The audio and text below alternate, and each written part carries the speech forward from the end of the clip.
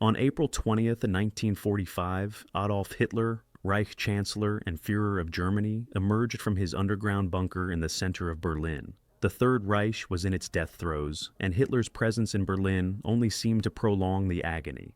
Actually, Hitler believed that his presence in the city would inspire the soldiers and civilians to fight on. Germany was on its last legs, but Hitler refused to accept reality, stubbornly clinging to the notion that victory might still be achieved against the odds. In rare moments of lucidity, he candidly admitted the war was lost. "I am not going to leave Berlin," he declared to his closest associates. "I will defend the city to the end. Either I win the Battle of Berlin, or I die in Berlin. That is my irrevocable decision." He also ranted and raged about how he had been betrayed by all around him. Even at this late date, Hitler couldn't resist playing the warlord. April 20th was his 56th birthday, and on this special occasion, a public appearance might bolster morale for the coming fight. Soviet armies, over 2 million soldiers, were even now in the process of encircling the beleaguered Nazi capital, and within a day or two, Berlin would be completely cut off. With artillery rumbling ever closer, a group of uniformed boys had assembled in the Reich Chancellery Garden, where Hitler could greet them and personally award them Iron Crosses for bravery in combat.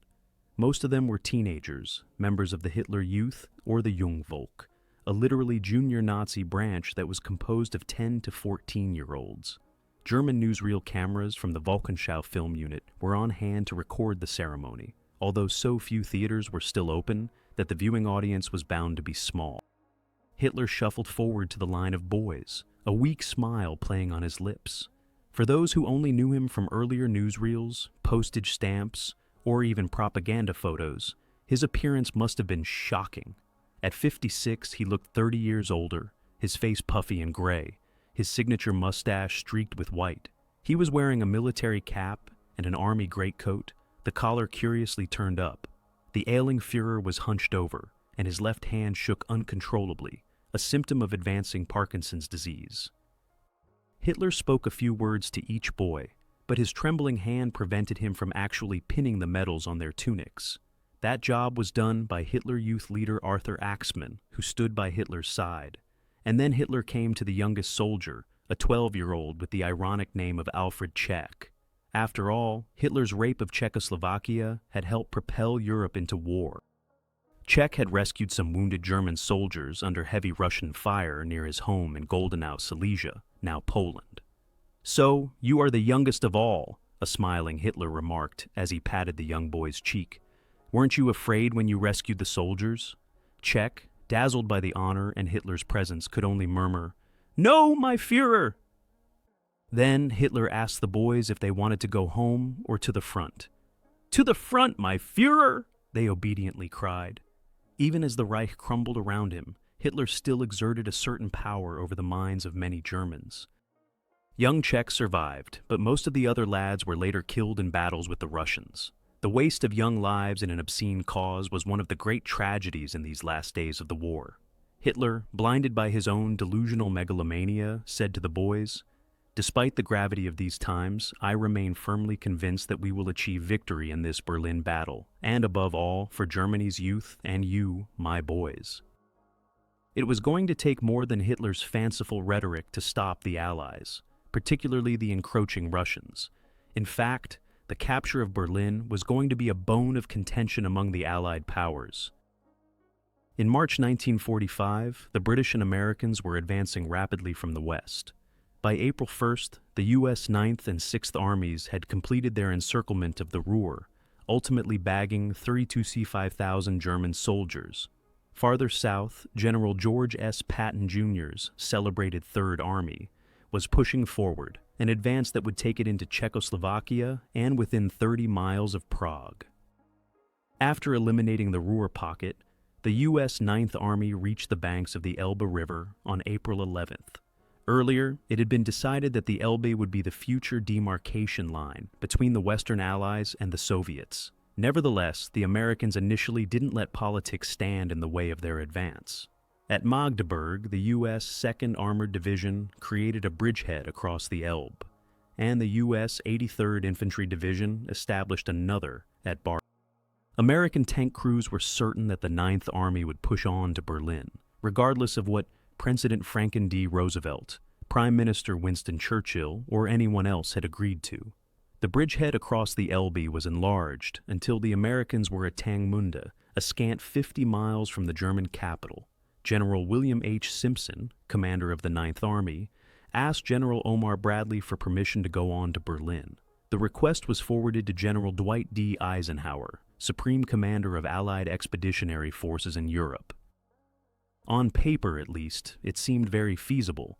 The only German force blocking the road to Berlin was General Walter Wenck's 12th Army. Wenck, nicknamed the Boy General because he was the youngest general in the Wehrmacht, was nevertheless competent and generally liked by his men. His command, a fairly new formation, was a mixed bag typical of the late war German army. Wenck had young cadets, 16 and 17-year-old soldiers, and units of the RAD, Reichsarbeitsdienst, or the State Labor Service. The RAD men performed similar functions for the German Army as the U.S. Navy's Seabees did for the Marines and soldiers in the Pacific, building roads and fortifications and doing general construction work. In this crisis, they had to trade their shovels for rifles. Perhaps even more telling was the fact Wenck had no tanks and virtually no air cover. He explained, "If the Americans attack, they'll crack our positions with ease. After all, what's to stop them? There's nothing between here and Berlin." But in the end, it wasn't German resistance that stopped the American advance, but orders from Eisenhower himself. General Eisenhower was reluctant to risk American lives for prestige or political purposes. There was also a concern that the Nazis might stage a last stand in southern Germany. It seemed best to mop up remaining resistance as soon as possible and end the war. Though Eisenhower had made the decision, not everyone agreed with it. Winston Churchill was strongly in favor of the Western Allies taking Berlin ahead of the Russians. Earlier in the war, Churchill cautiously welcomed the Russians, operating under the old adage, "The enemy of my enemy is my friend." But the Red Army's rapid advance into Eastern Europe was a cause for alarm. Churchill rightly feared that the Russians would set up puppet communist regimes in the countries they liberated from the Germans. The Prime Minister felt that the Anglo-Americans should go as far east as possible. Demarcation lines like the Elbe River could always be sorted out and renegotiated if necessary. Churchill expressed his concerns in a letter to Roosevelt. "If the Russians take Berlin," Churchill explained, "will not their impression that they have been the overwhelming contributor to the common victory be unduly imprinted in their minds, and may this not lead them into a mood that will raise grave and formidable difficulties in the future?" Eisenhower sent a personal message to Joseph Stalin, telling the communist dictator about the American intention to focus on southern Germany and asking him what the Russian plans were. Duplicitous as always, Stalin lied about the coming Soviet offensive. He agreed that Berlin had lost its former strategic importance, so the main Russian objective would be Dresden. Some secondary forces might start moving on Berlin, but in any event the offensive would probably begin in May. Stalin's assertions were in fact a pack of lies. Furtive, devious, and paranoid, always suspicious of people's motives and intentions, the Soviet leader automatically assumed that the Western Allies were as treacherous as he was. Stalin was certain that Eisenhower's message was a clever ruse, and that the Allies were going to make a dash to Berlin in spite of American assurances. In fact, Stalin had every intention of taking Berlin before the British and Americans. First, there was the question of national prestige and honor. The Russian people had suffered more than any other nation, with the possible exception of China. The figures are disputed, but the Soviet Union lost somewhere between 20 and 25 million dead during World War II. Perhaps 5 to 7 million of these were military deaths, and the rest were civilians. After so much suffering, the Russians felt they deserved to capture the ultimate prize. Stalin also had other motives for seizing the German capital before the Allies could reach it.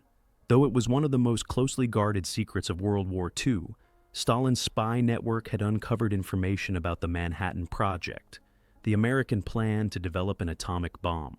In 1938, German scientists at Berlin's Kaiser Wilhelm Institute had experimented with nuclear fission. Stalin hoped to get equipment, scientific data, and even a German scientist or two to help the Soviet Union's own quest for a nuclear device.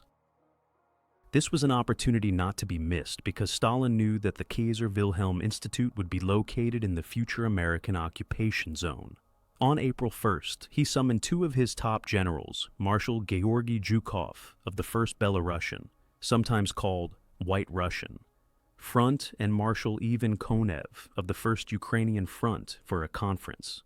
Originally, Stalin had promised that Zhukov would have the honor of capturing the Nazi capital. The Russian dictator was going to keep his options open. Who is going to take Berlin, we or the Allies? He asked the marshals.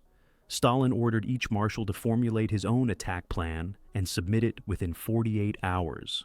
When their plans were finished, the marshals reported back to the Soviet leader for his approval. In general, Zhukov would launch an attack over the Oder River and take Berlin, while Konev would surround Army Group Vistula, secure Zhukov's southern flank, and simultaneously push on to the Elbe. A third army group, the 2nd Belarusian Front under Marshal Konstantin Rokossovsky, was to secure Zhukov's northern flank by taking on German forces along the lower Oder River. Stalin loved to stir up rivalries among his generals, which enabled him to exert more control over them. Drawing a pencil line on the situation map, Stalin designated each front's movements to within 40 miles of the city. He also drew a demarcation line on the map, a boundary that was supposed to divide the two Russian army groups. Moving his hand steadily, he continued to draw the line until his pencil reached Lubin, just southeast of Berlin. He stopped drawing, leaving much of the south open and unmarked. Not a word was spoken, but the message was loud and clear. If Konev could achieve a breakthrough, he would be permitted to capture Berlin from the south. The message was not lost on Zhukov either. He was more determined than ever to be the first into the capital of the Third Reich. Plans went ahead for the offensive, which was set for the early morning hours of April 16th. Marshal Zhukov was a hard-headed realist who knew that the capture of Berlin would not be as easy as some people thought. He later wrote, "Troops were expected to break through a deeply echeloned defense zone extending from the Oder River all the way to heavily fortified Berlin. Never before in the experience of warfare had we been called upon to capture a city as large and as heavily fortified as Berlin. Its total area was almost 350 square miles. While no pushover, Berlin's defenses were not quite as formidable as Zhukov seemed to think. The city had been formally designated Fortress Berlin, Festung Berlin, in February, but planning had been confused, even chaotic, in the weeks that followed. The city had been divided into defense sectors, each with a designated letter from A to H. In addition, two concentric defense lines had been established. One roughly followed the city outline, while the other hugged the S-Bahn, railroad line, that also encircled the great metropolis.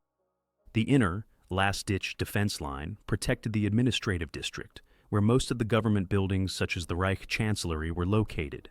The inner defense line centered on the island formed in the Spree River and the Landwehr Canal.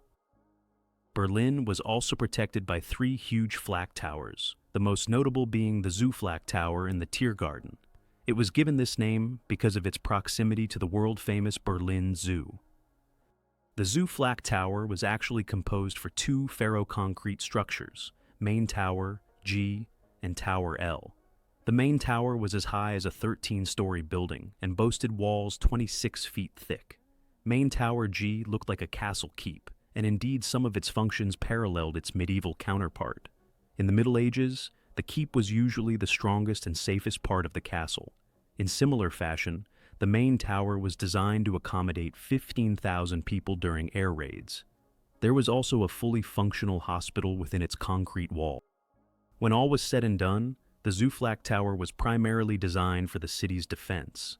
The tower's roof had 4 twin mounts of 128mm flak 40s. The guns were loaded electronically, with gun crews loading ammunition into special hoppers. Some of the lower platforms featured 20mm and 37mm anti-aircraft guns. The 350-man garrison had enough provisions to last a year. When Allied bombing raids grew more intense, several thousand civilians crowded into the Zoo Flak Tower until living conditions became intolerable. The situation worsened when the Russians finally arrived. As many as 3,000 terrified Berliners crowded into quarters designed for half that number. The Zooflak Tower also protected some archaeological treasures, including the 3,300-year-old bust of Queen Nefertiti that had been on display in the Egyptian Museum at Charlottenburg, and the disassembled ancient Greek altar of Zeus from Pergamon, removed from Berlin's Pergamon Museum. Berliners were a tough breed, determined to live as normally as possible. They would take trams to work, stoically ignoring the bomb craters in the streets and the wrecked, rubble-filled skeletons of buildings that arose on every side. Food was rationed, and scores of women would queue for even the most basic of items. The bombing was bad enough and shattered one's nerves, but it was the Russian approach that was feared the most. Berliners were being fed a constant diet of Russian atrocity tales, some true, some wildly exaggerated by Joseph Goebbels and the propaganda ministry. Stories of looting, rape, and murder of civilians were circulated almost every day. Nothing was said about what might have caused the Russians to behave in such a fashion. The Soviets wanted revenge, a payment in kind, for the terrible atrocities the Germans inflicted during 4 years of brutal war. At times, the fear of the Russians was almost palpable. Some of the terrorized citizens found relief in gallows humor. All around the city were signs that bore the legend LSR. It stood for Luftschutzraum, or Air Raid Shelter. But Berliners claimed the letters really stood for Lernt schnell Russisch, or Learn Russian quickly. But to most Berliners, there was only one phrase that stood in high relief in their hearts and minds: Bleib übrig, survive. German soldiers, both inside and outside the city, knew that the war was lost, but they continued to fight. There were two possible outcomes for a German soldier on the Eastern Front: death or capture. If captured, chances were that a soldier would end up a Stalinpferd, a Stalin horse, starved, beaten, and ultimately worked to death in a Siberian labor camp. One German soldier explained how many in the Wehrmacht felt at that time. We no longer fought for Hitler, or National Socialism, or for the Third Reich, or even for our finances or mothers or families trapped in bomb-ravaged towns. We fought from simple fear. We fought for ourselves, so that we wouldn't die in holes filled with mud and snow. We fought like rats. The Führer appointed General Helmuth Reimann to command of the city's defense. Throughout the war, technically, Berlin had no garrison. There was the Berlin Guard Battalion, troops that had helped suppress the July 20th, 1944, attempted coup against Hitler, but for regular troops, Reimann only had some severely decimated German Army and Waffen-SS units, about 45,000 men in all. Ironically, some of these men were not even Germans, but were from all over Europe.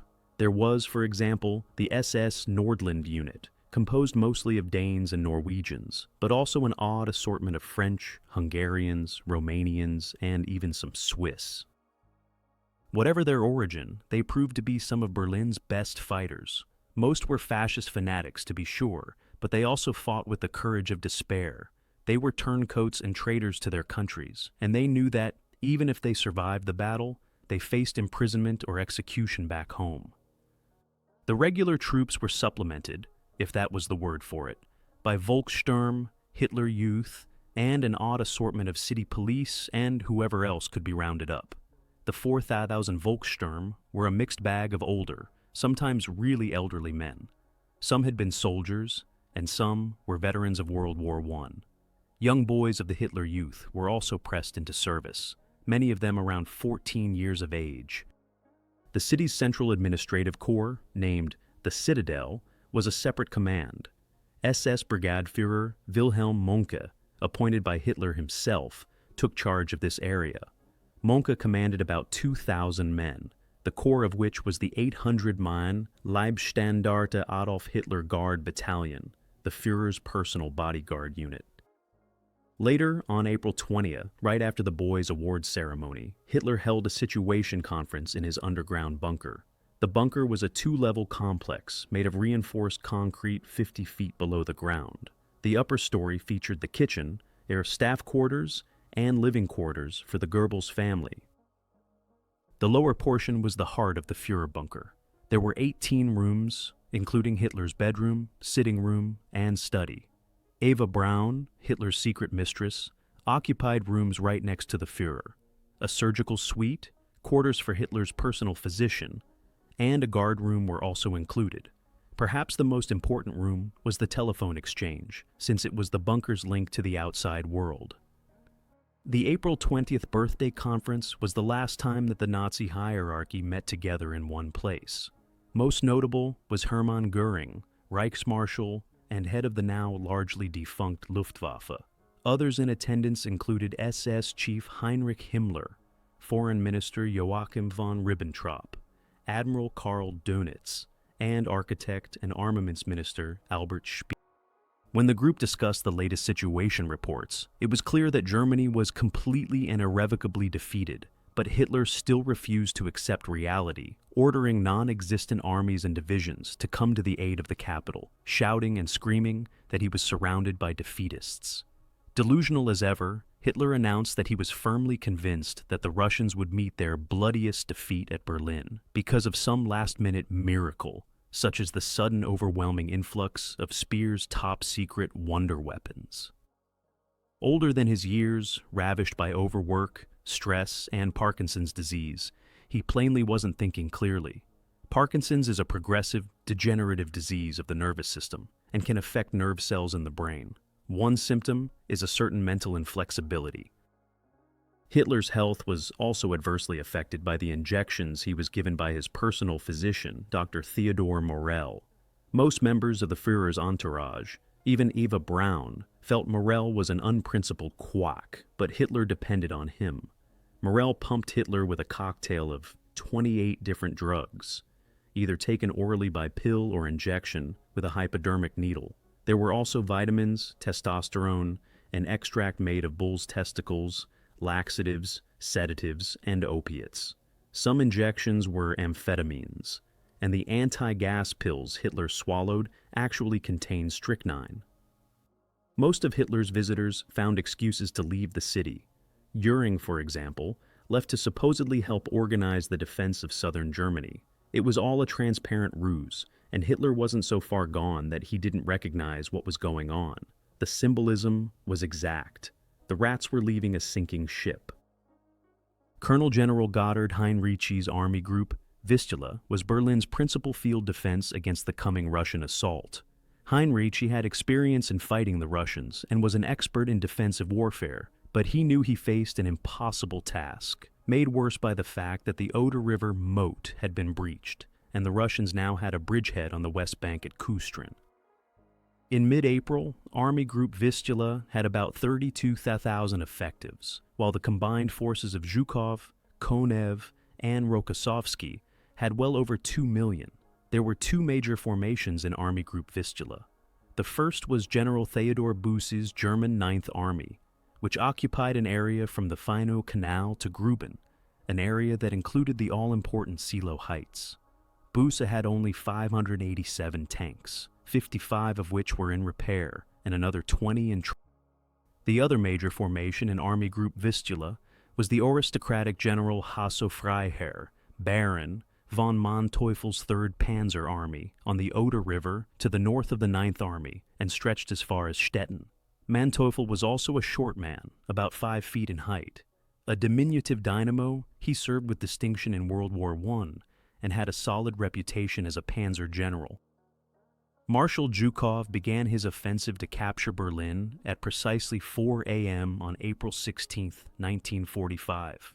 The attack was preceded by the greatest artillery barrage ever experienced on the Eastern Front. Over 4,000 field guns, mortars, and Katyushka rocket launchers sprang to malevolent life, relentlessly pouring a heavy rain of explosives onto German positions. The Katyushka rockets, nicknamed Stalin's pipe organs, were particularly feared by the Germans.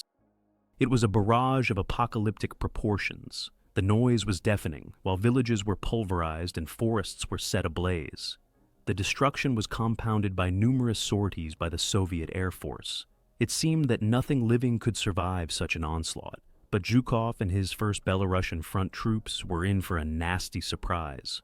Most of the shells landed in empty positions.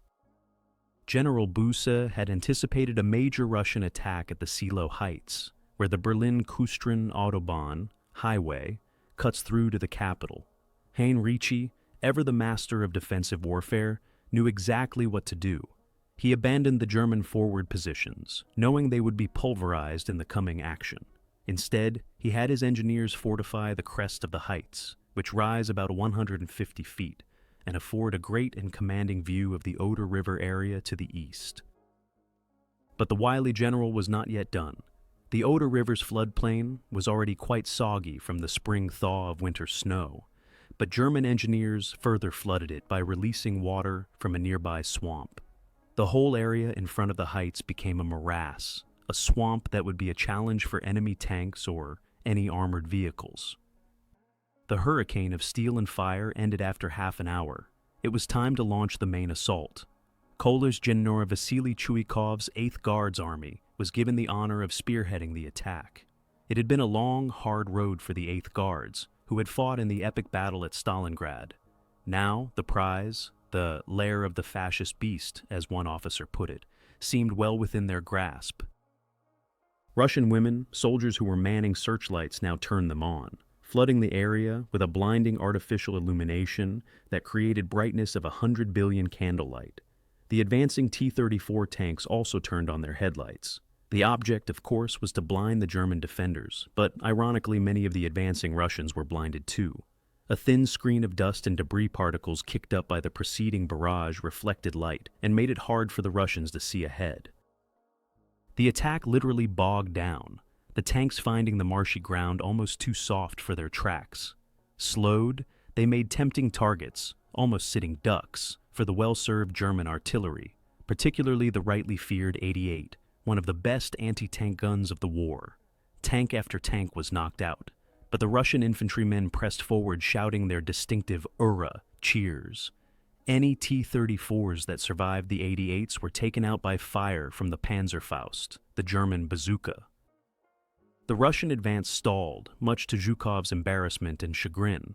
There was nothing left to do but press on, even at the cost of more and more casualties.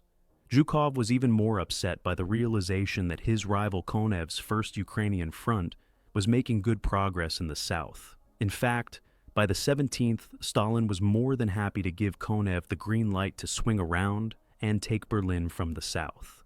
Even Rokossovsky's Second White Russian Front, which was protecting Zhukov's northern flank and taking on General von Manteuffel's 3rd Panzer Army, was making slow, if steady, progress. Manteufel had his hands full, but managed to fight on until April 25th, when the Russians finally broke through. The fighting was so intense that some Russian soldiers found their way into Manteufel's headquarters, where they managed to kill 4 of his staff and wounded 4 more. The general personally shot 1 Russian and dispatched another with a trench knife. Small but gutsy, von Manteuffel also risked his life doing reconnaissance flights in a Storch Light airplane. In the end, nothing could stop Rokossovsky's drive north. Manteuffel and what remained of his 3rd Panzer Army retreated to Mecklenburg to avoid annihilation. They later surrendered to the Americans. Meanwhile, Konev's advance in the south was so rapid it threatened the OKH command center in Zossen. General Hans Krebs, chief of the Army General Staff, was ordered to move the command center to a Luftwaffe air base not far from Potsdam. It was just in the nick of time because not long after the German staff left, the Russians roared in on their tanks. The Ivans could scarcely believe their eyes. There were 2 huge camouflage complexes, Maybach and Maybach II, with elaborate banks of telephones and teleprinters that could send and receive messages from far-flung Wehrmacht commands. This was the nerve center, the brain of the German army. And even as the Russians were shown around by an accommodating caretaker, messages were coming in. The phone rang, and a Russian soldier answered it. On the other end of the line was a German general who asked, "What is happening there?" Bemused, the Russian said, "Ivan is here. Go to hell." Busse's 9th Army held out as long as it could, but it too had to give way. A portion of it fell back into Berlin, while the rest was surrounded and sealed off in a pocket in the Spray Forest. Some soldiers managed to break out and surrender to the Americans. Once organized resistance was broken outside Berlin, it was only a matter of time before the Russians took the German capital. The Silo Heights defenders managed to hold for another 2 days, much to Zhukov's frustration. The Russians, furious at the delays, attacked again and again with suicidal abandon. One German officer reported, "They come at us in hordes, in wave after wave, without regard to loss of life. We fire our machine guns often at point-blank range until they turn red hot. My men are fighting until they simply run out of ammunition. Then they are simply wiped out or completely overrun." There was nothing subtle about this kind of warfare. The Russians simply overwhelmed the defense by sheer weight of numbers. The Silo Heights were finally taken on April 19th, but not before the Russians lost an estimated 3,000 men and well over 700 tanks. But to Zhukov, it was worth it. There were a few scattered German units here and there, but essentially the road to Berlin was now wide open. On April 20th, Zhukov reported that the long-range artillery of the 79th Rifle Corps of the 3rd Shock Army opened fire on Berlin. The guns were firing at extreme range, and only the suburbs were hit. The next day, the 3rd Shock Army, 2nd Guards Tank Army, and 47th Army, all Zhukov formations, reached the outskirts of the city. The 1st and 2nd Guards armies were given the historic task to break into Berlin first and to raise the banner of victory.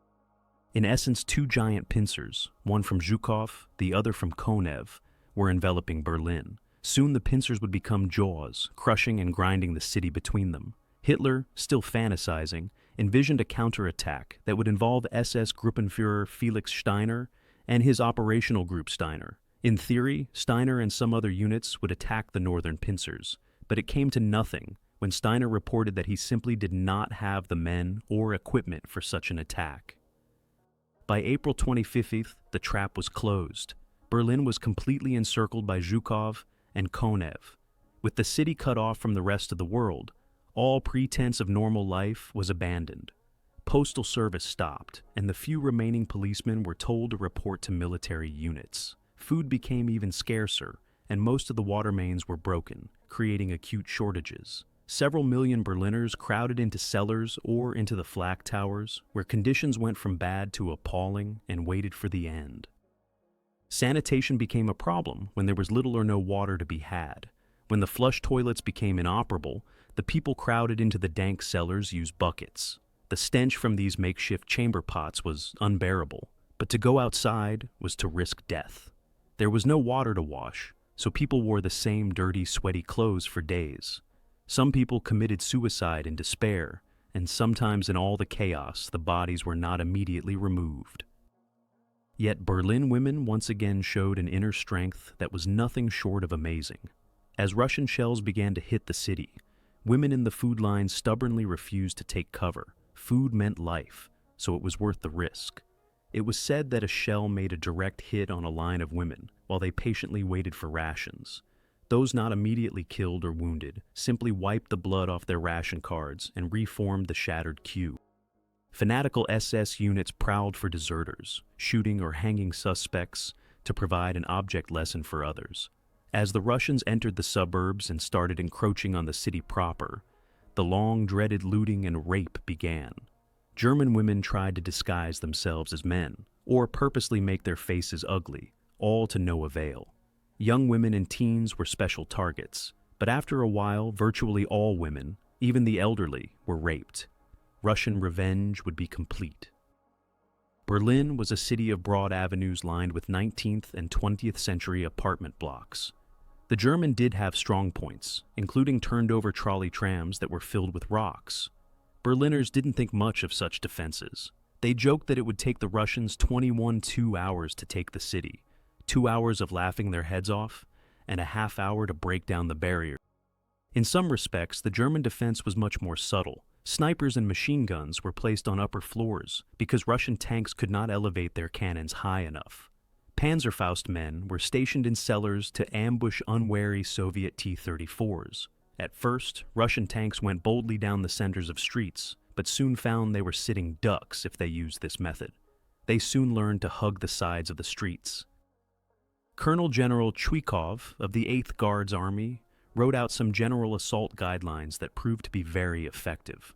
Small assault groups of 7 or 8 men, armed with grenades, submachine guns, daggers, and sharpened spades, would be the first to move forward. They would be backed up by reinforcement units that were heavily armed with machine guns and anti-tank weapons.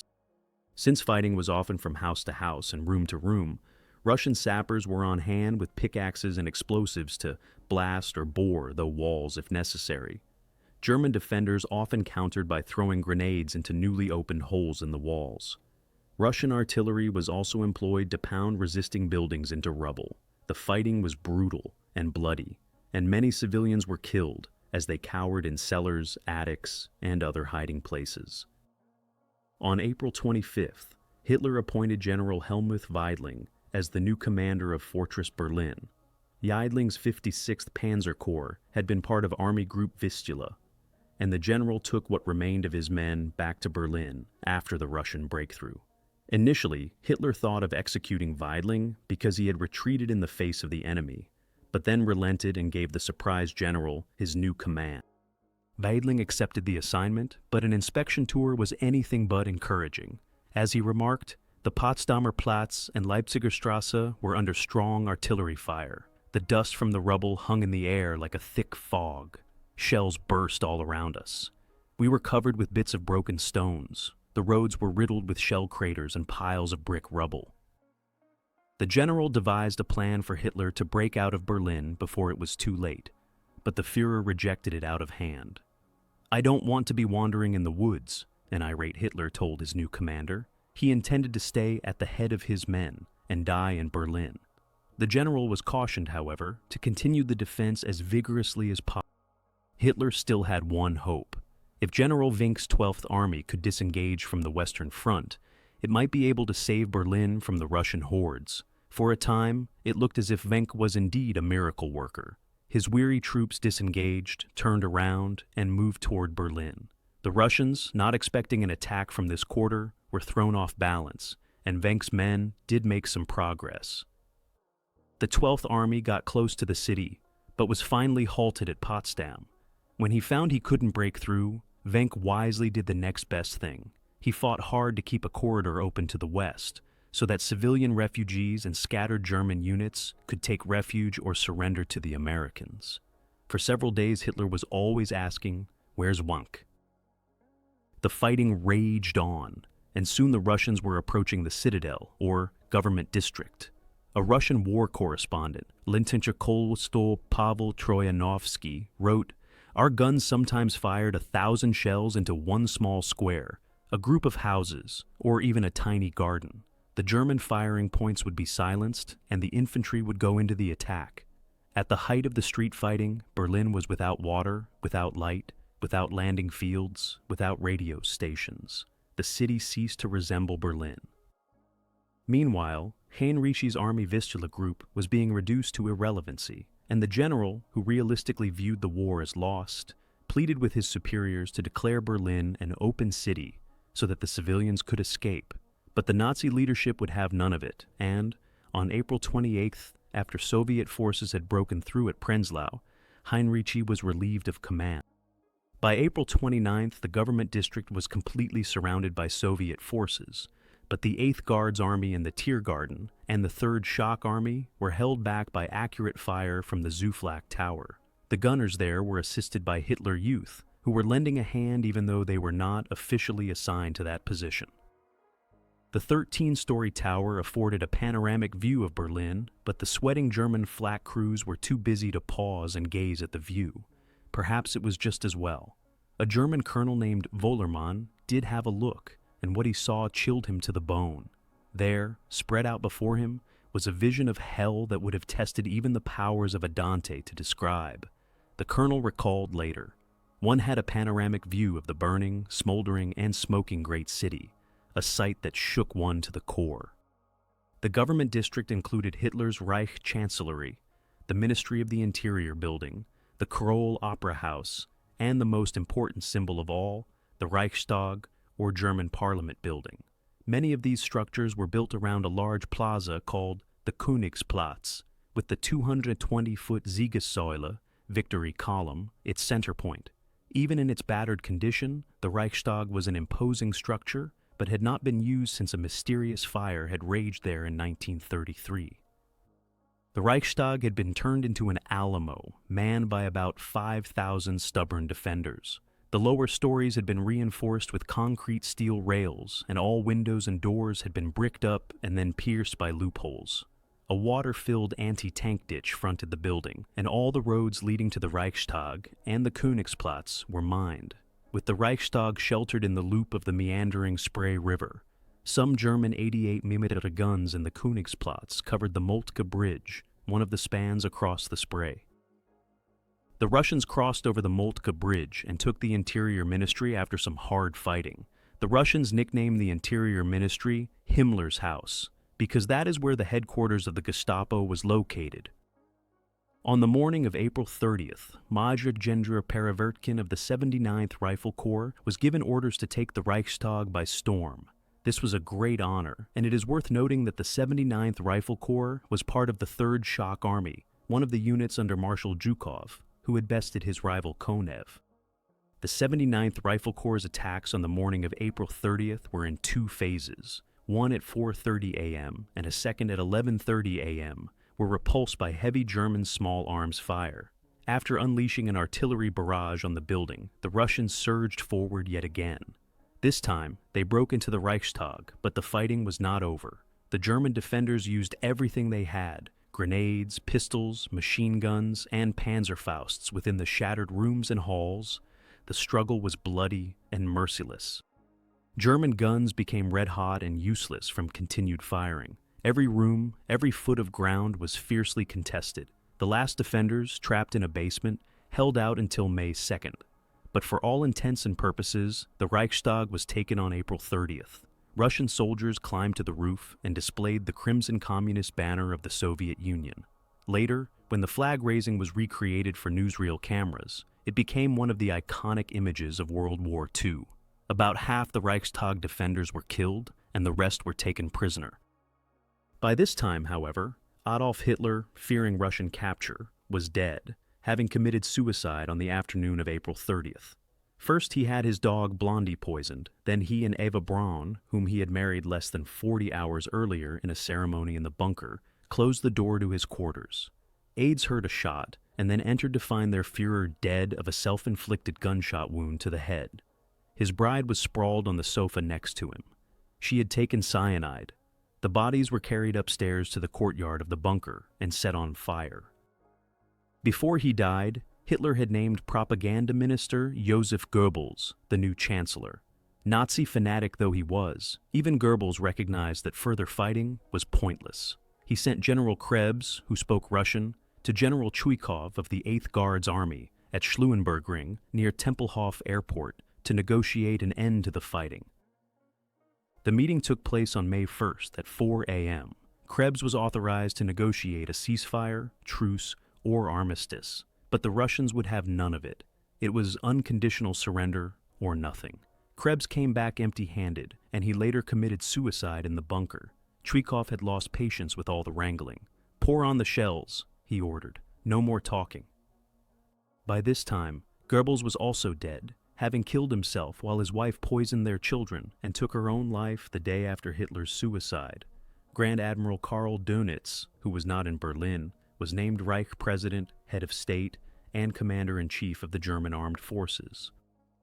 It fell to General Weidling to finally surrender what was left of the German defenders. He was taken to General Chuikov's headquarters at 6 a.m. on May 2nd. Once the capitulation was signed, Weidling ordered all remaining German units to cease resistance forthwith. All across Berlin, dazed German defenders emerged from the rubble, hands held high. On May 2nd, 1945, at 3 p.m., the Battle of Berlin was officially over. Elsewhere in Germany, a few pockets of resistance held out. Breslau, for example, did not surrender until May 6th.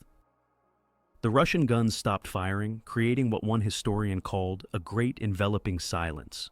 But the agony of defeat was not yet finished. Around 5,000 Berliners had died during the siege, many by suicide. Once the shelling had stopped and the Soviets entered Berlin, a great wave of sexual assault swept across the city. Some German women killed themselves after being raped. Other victims, aged 12 to 70, were killed outright, sometimes being shot or having their throats cut after being ravaged by the victors. One 17-year-old German girl's experience was typical. There were 8 Russians. I was incredibly afraid. They tore the clothes from my body. I screamed, but afterward I had no tears anymore. Then I thought, how many more are still coming? And then I thought, when this is over, then there will be a shot in the back of the head. Somehow she survived the ordeal. Berlin was a silent, smoldering ruin, its buildings mere hollow shells, its streets filled with craters, debris, and corpses. There were no city services. Water, food, and electricity were all but non-existent. The victorious Russians had at last gotten their revenge, but at a heavy cost. Between April 16th and May 8th, the official end of the war in Europe, Zhukov and Konev lost 34,887 killed, wounded, and missing, about 10% of their combined strength. The fall of Berlin was also the fall of the Third Reich.